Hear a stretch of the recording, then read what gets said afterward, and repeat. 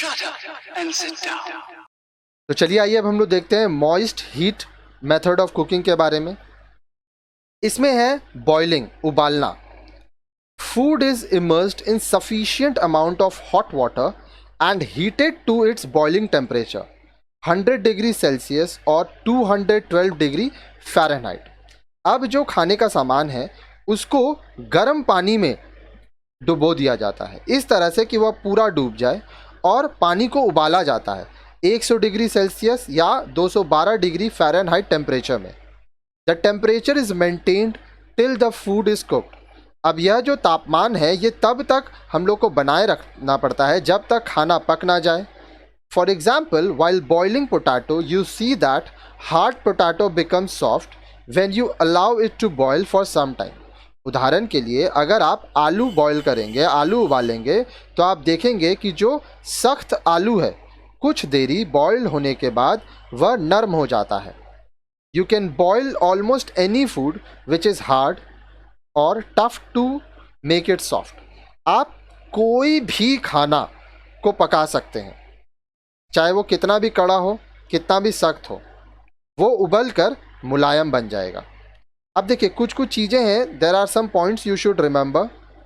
तो क्या क्या चीज़ें आपको याद रखना है? Points to remember: boil food along with their skin to minimise losses of nutrients. जब आप खाने को पका रहे हो उबाल कर, तो उबालने के समय उसके छिलके के साथ उबालें, इससे पोषण तत्व जो है वो नष्ट नहीं होगा। Boil in covered utensils to minimise losses due to evaporation. जब आप उबाल रहे हैं खाना तो जो बर्तन है उसको ढक के उबालें, तो इससे आपका इवेपोरेशन से लॉस नहीं होगा। ठीक है। Avoid excessive boiling because it can disintegrate the food. अब खाने को जो आप उबाल रहे हैं उसको आवश्यकता से अधिक उबालने पर वह पानी में घुल जाता है। अब अगर आपको एक्सपेरिमेंट करना है तो आप आलू लीजिए और उसको उबालने में डाल दीजिए, ठीक है, और उसको काफ़ी मात्रा में रखिए और उबालते रहिए और आधा घंटा के लिए छोड़ दीजिए। आप देखिए आलू का क्या हाल होगा, बहुत ही बुरा हाल हो जाएगा। तो अब यहाँ पे सवाल है कि सर कितने देरी उबालेंगे? अब ये आप उबालते उबालते सीख जाएंगे। ठीक है, आप अपनी मम्मी का सहारा लीजिए या आपके घर में जो भी कुकिंग करते हैं उनसे पूछिए, साथ खड़े होकर देखिए, देख के और साथ काम करके आप खाना बनाना सीख जाएंगे। सिमरिंग, खदकाना। Food is cooked in water as the medium and providing heat below boiling temperature that is 95 degree to 98 degree Fahrenheit. For example, kadhi and kheer are prepared by this method. Since the heat is low you do not need too much water. अब देखिए खदकाना में क्या होता है, यहाँ पर जब इस मेथड से जब हम लोग खाना बनाते हैं तो जो पानी होता है वो मीडियम होता है, पानी कम होता है इसमें, और जो हीट है, जो हम लोग आग का तापमान है वो भी 95 से 98 डिग्री फ़ारेनहाइट, मतलब बहुत कम है। कम आंच में ये खाना पकता है। उदाहरण के लिए जब आप कढ़ी बनाते हैं या खीर बनाते हैं तो आप सिमरिंग का तरीका इस्तेमाल करते हैं। अब इसमें आप कम आंच में खाना बना रहे होते हैं, इसलिए आपको ज़्यादा पानी का ज़रूरत नहीं होता है। Points to remember. अब क्या क्या चीज़ें हैं जो आपको याद रखनी है? Do not bring the food to boiling temperature. अब जो खाना है उसको बॉइलिंग टेम्परेचर, उबालने जितना तापमान में ना डालें, मतलब 100 डिग्री सेल्सियस या 212 डिग्री फ़ारेनहाइट तक ना ले जाएं। ठीक है। Do not cover the food while cooking so that the temperature does not rise. अब जब आप कढ़ी बना रहे हैं, खीर बना रहे हैं, तो उसको ढकें ना, ठीक है, क्योंकि अगर आप नहीं ढकेंगे तो जो टेम्परेचर है वो बढ़ेगा नहीं। अगर आप ढक देंगे तो तापमान बढ़ जाएगा, तो इससे आपका खाना खराब हो जाएगा। फिर है पोचिंग। पोचिंग का मतलब क्या होता है? Cook the food in minimum amount of liquid at temperature just below the boiling point.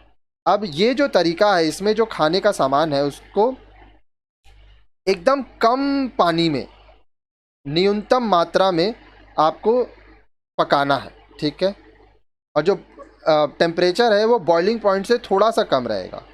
It is used for cooking fish, eggs and fruits because these foods do not required long cooking. अब ये आप कब इस्तेमाल करेंगे? जब आपको मछली बनाना है, अंडा बनाना है या फ्रूट्स बनाना है, क्योंकि ये सब जो चीज़ें हैं इसमें ज़्यादा देरी तक आपको पकाने का ज़रूरत नहीं होता है. Add a pinch of salt and few drops of vinegar to cooking liquid for a clean smooth edge while making poached egg.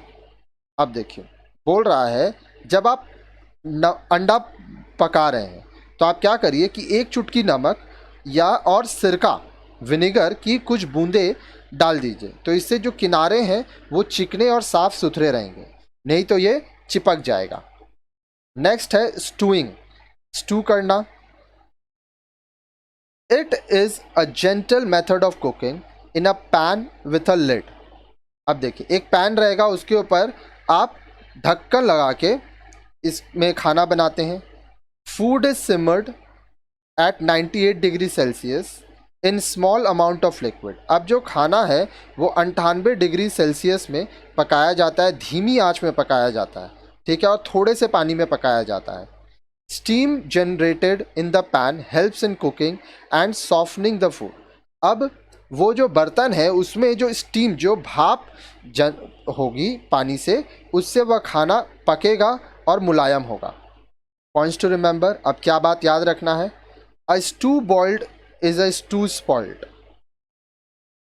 It is used in cooking less tender cuts of meat, vegetable, fruits, example apple, peach. अब देखिए, आपको ये बात ध्यान रखना है, अगर stew करते समय जो खाना है वो उबाल देते हैं तो वह खाना खराब हो जाएगा.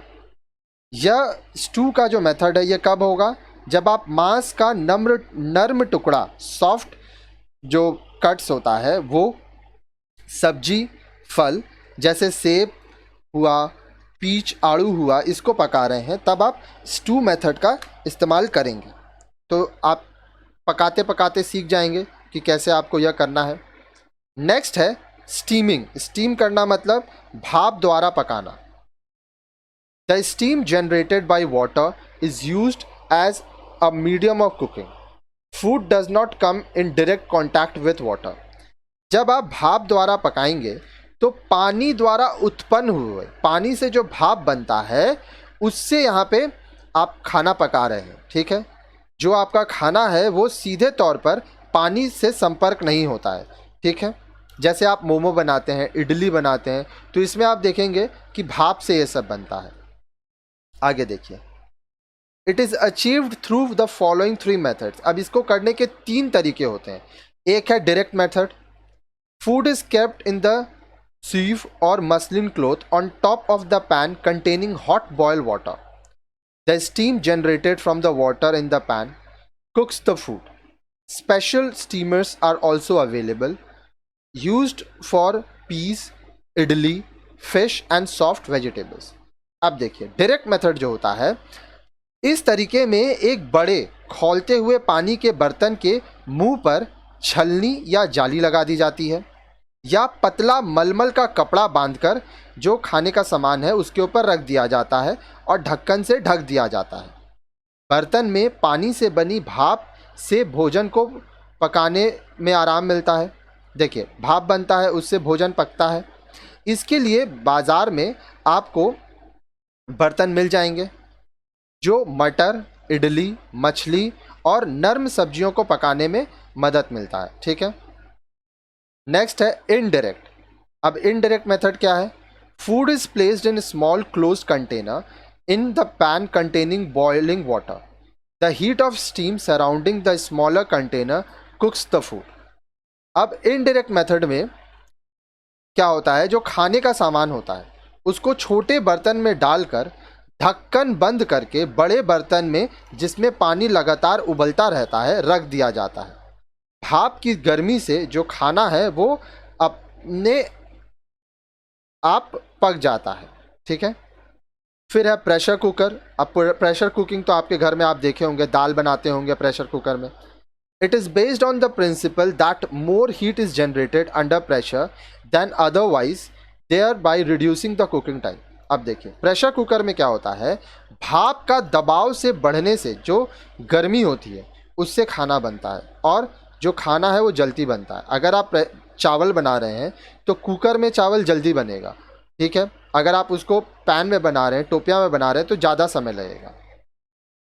अब देखिए यहाँ पे आपको कुछ कुछ चीज़ें और देखनी है, तो ध्यान से पढ़िए और समझिए। बोल रहा है pressure cooking is one of the ideal methods due to its shorter cooking time, better nutrient retention and palatability. It also economized on fuel, time and effort. अब देखिए प्रेशर कुकिंग जो होता है इसमें कम समय लगने के कारण यह खाना बनाने का बहुत ही पसंदीदा तरीका है। अब देखिए इससे बहुत फ़ायदा है। पहले तो समय कम लगेगा, फिर आपका जो पोषक तत्व है वो बचा रहेगा, ठीक है, खाना सुरक्षित रहेगा, स्वादिष्ट रहेगा, साथ ही साथ इससे आपका ईंधन बचेगा, समय बचेगा, एफर्ट बचेगा। तो हर एक तरफ से अगर आप प्रेशर कुकर से खाना बनाते हैं तो ये आपके लिए बहुत फ़ायदेमंद होगा। हालांकि प्रेशर कुकिंग आपको सीखना पड़ेगा, क्योंकि अगर आप सही तरीके से नहीं करेंगे तो एक्सीडेंट हो सकता है। तो पॉइंट्स टू रिमेंबर, अब क्या क्या चीज़ें आपको याद रखनी है। Do not overfill the pressure cooker, fill only up to 2/3 of the volume. Pressure cooker को 2/3 हिस्से तक ही भरें, उससे ज़्यादा ना भरें। अब मान लीजिए आपका जो प्रेशर कुकर है वो 5 लीटर का है, ठीक है, तो उसको आप 3 लीटर तक भरें या 3.5 लीटर तक भरें। गैप वहाँ पे रखें क्योंकि उसमें भाप बनेगा, ठीक है। अब मान लीजिए अगर आप चावल बना रहे हैं, ठीक है, तो आप 1 कटोरी अगर चावल इस्तेमाल कर रहे हैं तो उसी कटोरी से 2 कटोरी पानी डालिए। ये अगर आप इस तरह से बनाएंगे तो आपका चावल अच्छा बनेगा, वो गलेगा नहीं। Take care of rubber gasket, vent pipe and safety valve, change immediately if damage. अब देखिए जो कुकर होता है उसका रबर होता है, उसमें वेंट पाइप होता है, सेफ्टी वाल्व होता है, तो इसका आप ख्याल रखिए। अगर ख़राब हो गया है तो इसको तुरंत बदलिए। Lower the flame on the first whistle, cooker में सीटी मारता है, ठीक है, तो जब पहली सीटी बजे तो आँच को धीमी कर देनी चाहिए। Do not try to open the lid immediately after removing from fire, आग से उतारने से पहले, आँच से हटाने से पहले तुरंत ढक्कन खोलने का प्रयास ना करें। उसमें आप देखेंगे जब प्रेशर कुकर बंद किया जाता है तो आस्ते आस्ते हवा निकलता है, तो जब पूरा हवा निकल जाएगा तो आप देखेंगे वो आसानी से खुल जाएगा। तो इंतज़ार करें वरना आपको चोट लग सकती है।